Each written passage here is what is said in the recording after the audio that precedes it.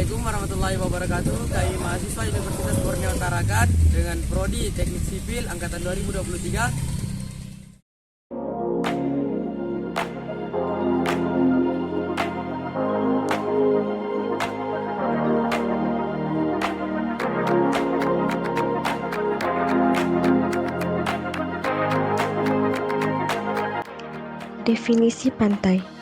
Pantai adalah wilayah perbatasan antara daratan dan lautan atau perairan. Ini adalah area di mana daratan bertemu dengan lautan atau perairan dan seringkali memiliki pasir, batu-batu kecil, atau berkerikil di sepanjang garis pantai. Pantai juga dapat mencakup zona hutan bakau, terumbu karang, padang lamun, dan wilayah pesisir yang berdampak oleh gelombang laut. Karakteristik umum pantai. 1. Pasir atau batu-batu kecil. Pantai seringkali memiliki permukaan yang terdiri dari pasir halus atau batu-batu kecil yang terhampar di sepanjang tepi laut. Pasir pantai adalah karakteristik umum yang sering dikaitkan dengan pantai. 2. Gelombang laut. Pantai dikenal dengan gelombang laut yang biasanya terjadi di sekitarnya. Gelombang laut dapat beragam dalam ukuran dan kekuatan, dan ini menciptakan pemandangan yang khas di pantai. 3. Ekosistem unik. Pantai adalah rumah bagi berbagai ekosistem unik yang mencakup hutan bakau, terumbu karang, dan padang lamun. Ini adalah habitat bagi berbagai spesies tumbuhan dan hewan yang telah beradaptasi dengan kondisi pesisir. 4. Aktivitas rekreasi. Pantai seringkali menjadi tujuan rekreasi populer. Berenang, berjemur, bermain selancar, menyelam, dan berjalan di sepanjang pantai adalah beberapa aktivitas rekreasi yang umum terjadi di pantai. 5. Pengaruh iklim dan cuaca. Pantai dapat dipengaruhi oleh iklim dan cuaca, termasuk hujan, badai, dan kenaikan permukaan laut. Perubahan iklim dapat memiliki dampak serius pada pantai, seperti erosi pantai yang diperparah oleh kenaikan permukaan laut.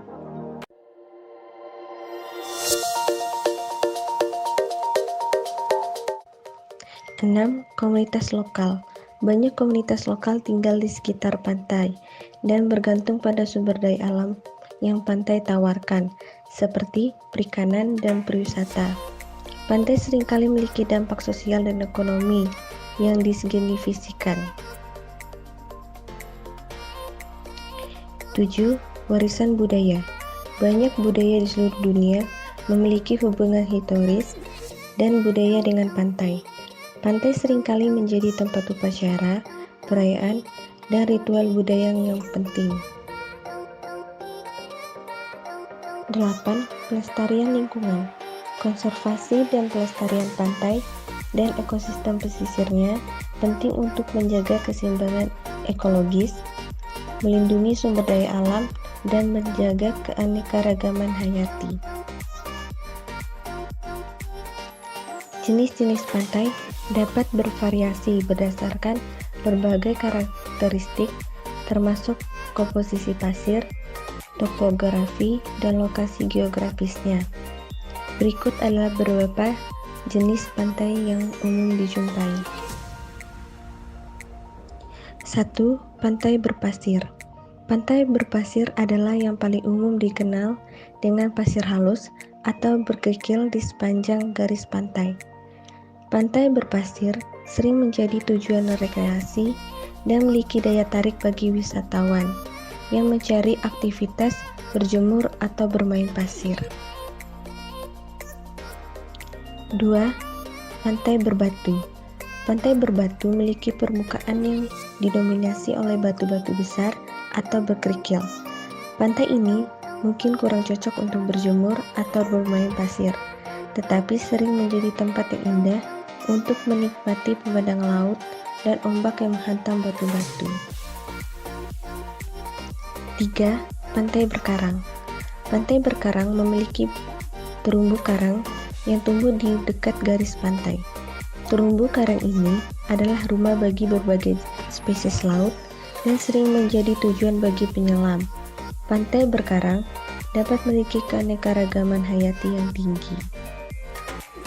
4. Pantai berawak. Pantai berawak adalah yang seringkali terbentuk oleh aliran air tawar yang mengalir ke laut. Ini seringkali memiliki kondisi ekologis yang unik dan menjadi tempat yang paling penting bagi banyak spesies burung dan hewan liar. 5. Pantai geyser. Pantai geyser adalah pantai yang terbentuk oleh geyser yang mencapai laut. Pantai ini seringkali dipenuhi dengan potongan-potongan es yang mengapung yang terlepas dari geyser. 6. Pantai vulkanik. Pantai vulkanik terbentuk oleh aktivitas vulkanik dan sering memiliki pasir atau batu-batu yang berwarna gelap atau hitam karena kandungan mineral vulkanik. 7. Pantai eksotis. Pantai eksotis sering dikaitkan dengan keindahan alam yang luar biasa, seperti pasir putih, air laut yang jernih, dan hutan bakau yang subur. Pantai eksotis sering menjadi tujuan pariwisata yang populer. 8. Pantai pegunungan. Pantai yang terletak di dekat pegunungan seringkali memiliki lanskap yang spektakuler dengan tebing dan pemandangan pegunungan yang dramatis. 9. Pantai hutan bakau. Pantai hutan bakau ditemukan di sekitar wilayah pesisir di mana hutan bakau tumbuh. Hutan bakau adalah ekosistem penting yang menyediakan perlindungan terhadap erosi pantai dan habitat bagi berbagai spesies. 10. Pantai berpadang lamun.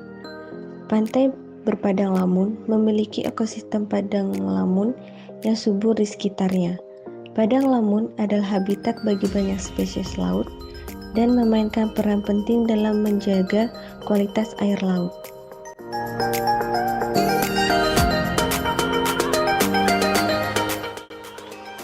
Pantai adalah habitat yang kaya akan sumber daya hayati, baik hewan maupun tumbuhan. Berikut adalah beberapa jenis sumber daya hewan dan tumbuhan yang bisa ditemukan di pantai.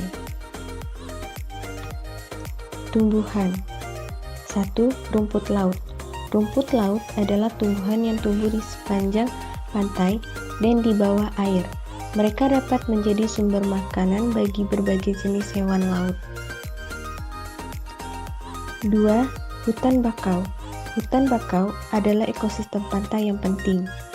Pohon bakau dan akar-akarnya memainkan peran dalam perlindungan pantai dari erosi dan badai, serta menyediakan tempat berlindung bagi banyak spesies. 3. Padang lamun. Padang lamun adalah tumbuhan bawah air yang tumbuh di perairan dangkal di sekitar pantai. Mereka menyediakan habitat bagi berbagai spesies laut dan membantu menjaga kualitas air.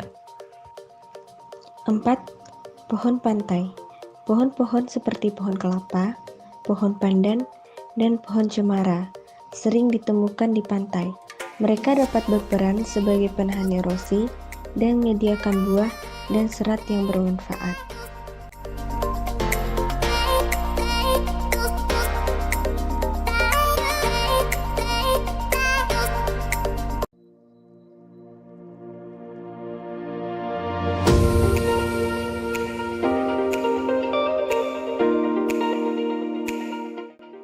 Baik, selanjutnya untuk hewan-hewan yang ada di pantai.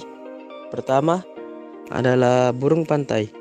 Burung pantai seperti camar dan burung camar laut seringkali menjadi bagian integral dari ekosistem pantai.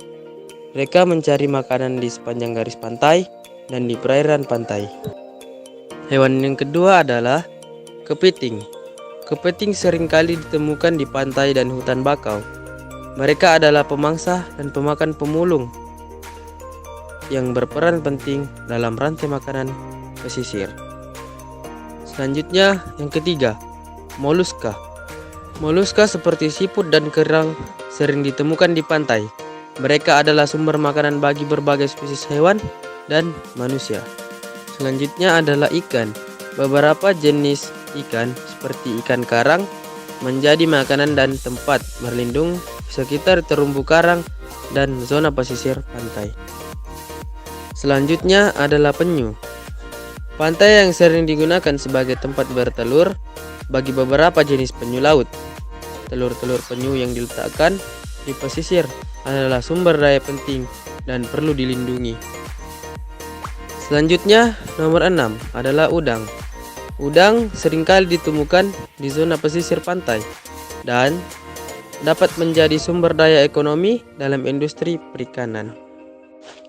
Selanjutnya adalah sumber daya karang. Terumbu karang adalah rumah bagi berbagai spesies termasuk karang keras dan karang lunak. Mereka adalah bagian penting dari ekosistem laut dan menarik wisatawan dan penyelam.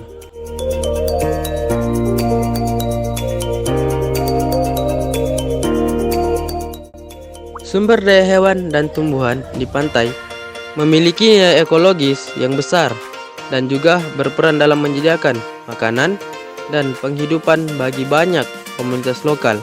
Oleh karena itu, pelestarian dan pengelolaan yang bijak dari sumber daya ini penting untuk menjaga keberlanjutan ekosistem pesisir.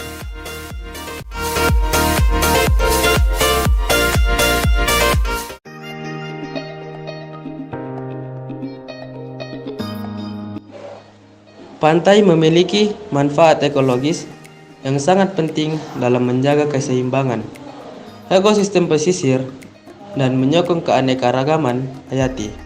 Beberapa manfaat ekologis pantai meliputi: yang pertama adalah pemberian habitat.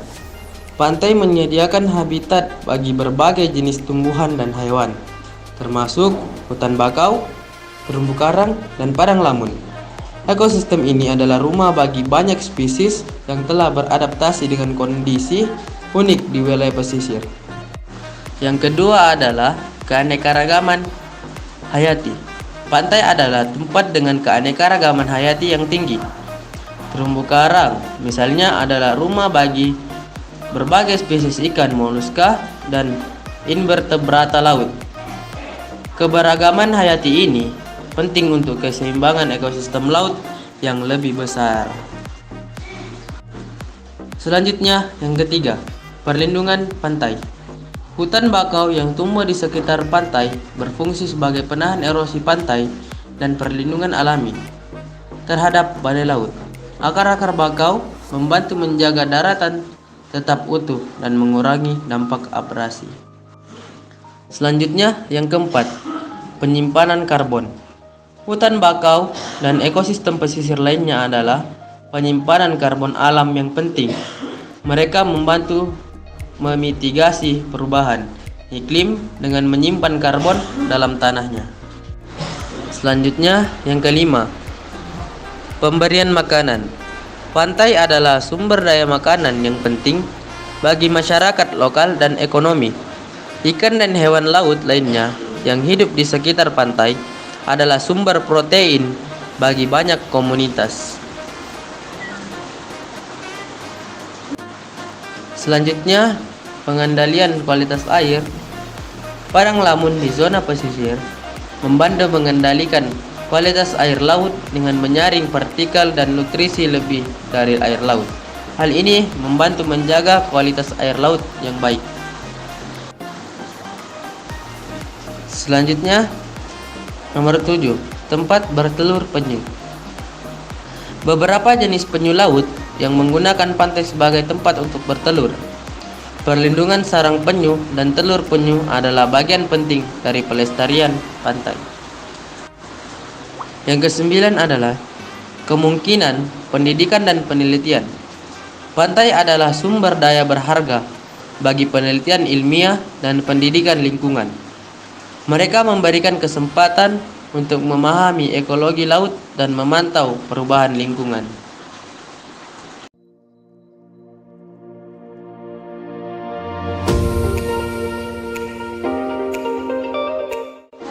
Baik, pantai memiliki manfaat yang dapat dirasakan langsung dan tidak langsung bagi manusia. Berikut adalah beberapa contoh manfaat tersebut. Baik, manfaat langsung bagi pantai yang pertama adalah rekreasi dan pariwisata. Pantai adalah destinasi wisata yang populer. Wisatawan datang untuk berjemur, berenang selancar, dan berpartisipasi dalam berbagai aktivitas reaksi. Ini menciptakan industri pariwisata yang penting dan memberikan pekerjaan bagi banyak orang. Selanjutnya, yang kedua, sumber pangan. Pantai menyediakan sumber pangan langsung bagi manusia, ikan, dan hewan laut lainnya. Yang penting di sekitar pantai adalah sumber protein, penting bagi banyak komunitas pesisir. Yang ketiga adalah kegiatan perikanan. Pantai adalah tempat untuk kegiatan perikanan komersial dan subsensi. Banyak nelayan bergantung pada sumber daya laut yang ditemukan di sekitar pantai. Dan yang keempat, penggunaan sumber daya alam. Manusia memanfaatkan pantai untuk sumber daya alam lainnya, seperti pasir dan kerikil, untuk konstruksi, seperti kayu bakau untuk bahan bangunan dan bahan bakar.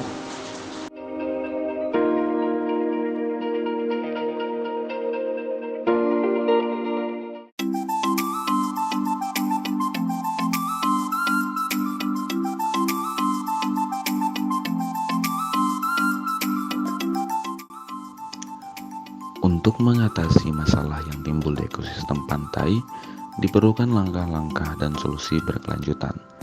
Berikut adalah beberapa solusi yang dapat diterapkan untuk mengatasi masalah yang umum dihadapi di pantai.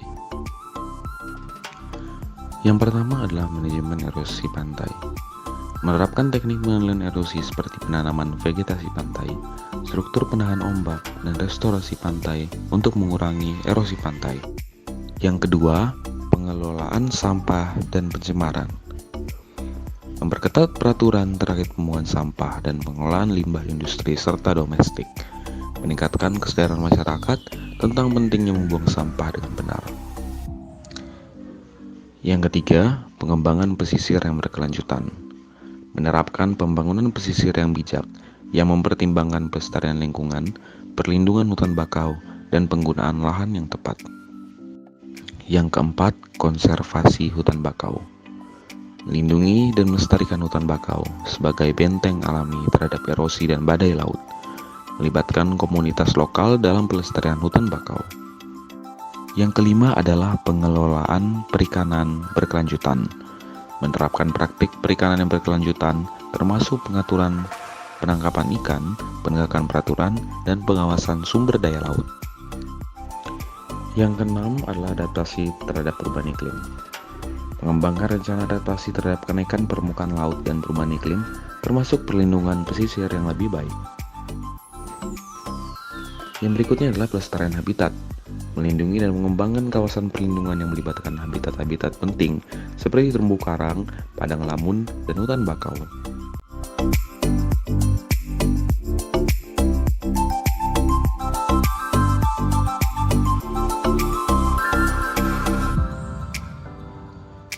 Teknologi dalam bidang teknik sipil dapat berperan penting dalam mengatasi permasalahan lingkungan di pantai. Berikut beberapa contoh teknologi yang dapat digunakan. Yang pertama adalah struktur pengendalian erosi. Teknologi seperti jaringan struktur penahan ombak, terusan, dan batu penahan dapat digunakan untuk mengendalikan erosi pantai dan melindungi garis pantai dari kerusakan lebih lanjut.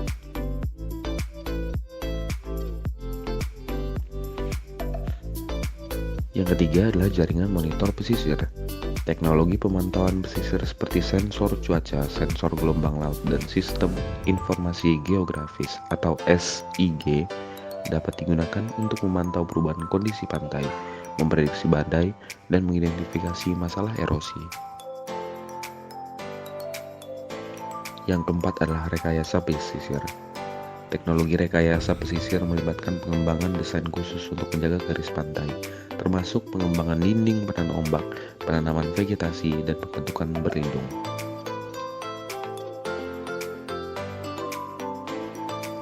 Restorasi hutan bakau. Proyek restorasi hutan bakau dapat menggunakan teknik pemulihan seperti penanaman bakau dan pembersihan area yang rusak untuk memulihkan ekosistem hutan bakau yang terancam. Yang keenam adalah teknik pengelolaan air. Teknik pengelolaan air seperti penjernihan air dan instalasi sistem pengolahan limbah dapat membantu mengurangi pencemaran air laut di sekitar pantai. Yang terakhir adalah sistem pengamanan badai. Teknologi pemantauan cuaca dan sistem peringatan dini dapat membantu masyarakat mempersiapkan diri untuk badai laut yang mendekat, mengurangi risiko kerusakan.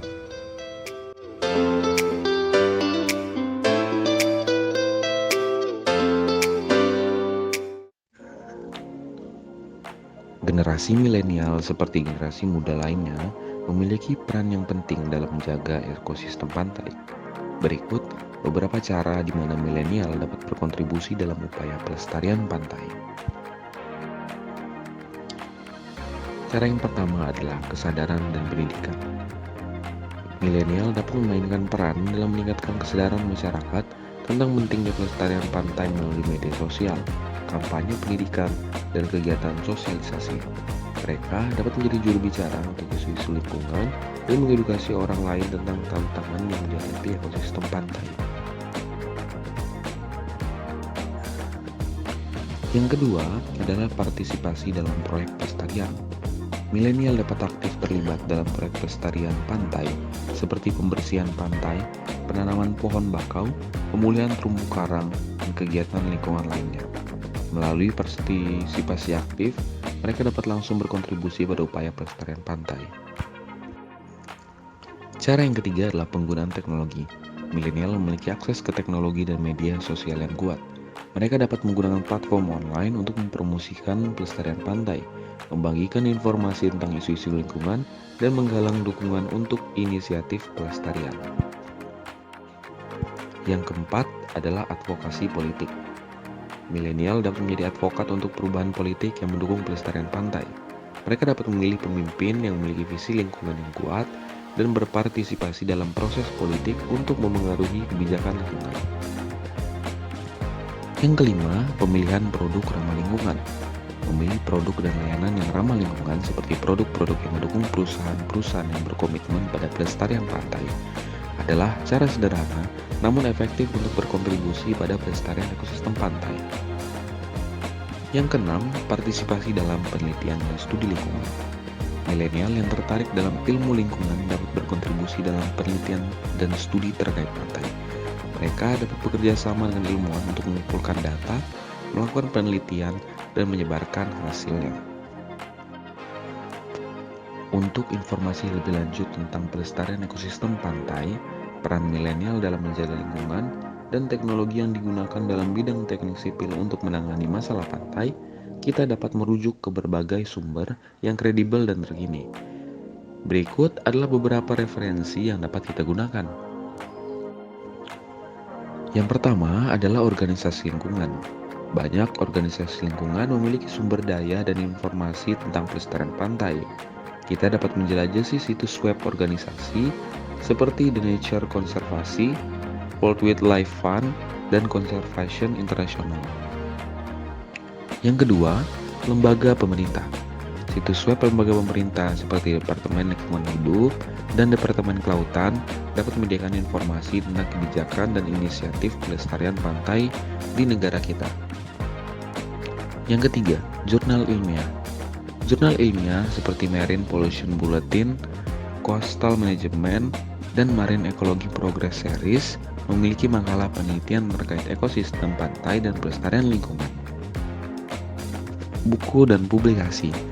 Buku-buku seperti The World's Beach, A Global Guide to the Science of the Shoreline oleh Orrin H. Pilkey dan William J. Neal, serta Coastal Engineering Process, Theory and Design Practice oleh Dominic Reeve dan Andrew Chadwick adalah sumber bacaan yang baik. Sumber yang kelima adalah berita lingkungan.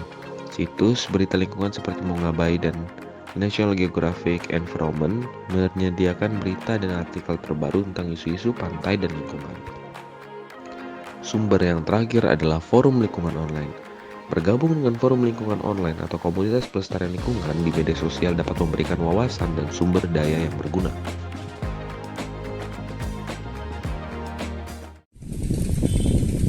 Sekian penjelasan dari kelompok kami. Jika ada salah kata, kurang lebihnya kami mohon maaf.